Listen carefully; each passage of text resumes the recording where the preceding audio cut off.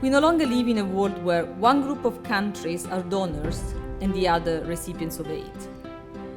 Today, emerging powers, non-OECD countries, middle-income countries, countries in transition, and even least developed countries are all playing a critical role in responding to humanitarian crises within and beyond their borders.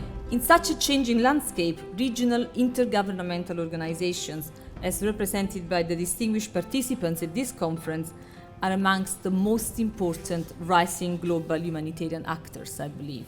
So humanitarian issues are now becoming much more important in the world at large, and many of our member states are suffering from all kinds of difficulties and problems related to humanitarian crises, and therefore it's only natural for regional organizations to be involved. Regional organizations are well equipped to step in as a second line of support to support national governments to respond to humanitarian situations, and the international community comes in as a last resort.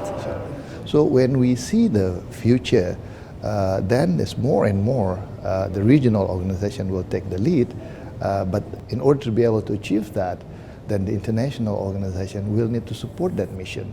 So it's always a need of a working relationship of regional organization and international organization and the national level as well, because some of the crisis, some of the disaster is so big that no single agency can handle it alone. That regional organizations are made up of member states. They are created by member states, and member states do actually look up to regional organizations like ourselves to set policies and coordinate roles and humanitarian efforts. We are not only working now at the level of the national, but working at the local level.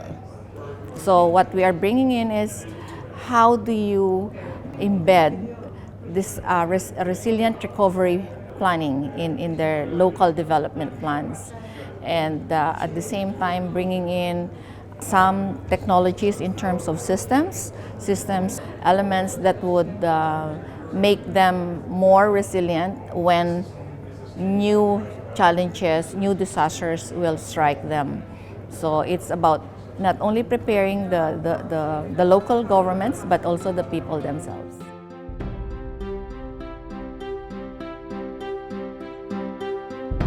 Now is the time to look for innovative ways for planning, managing, and implementing humanitarian action.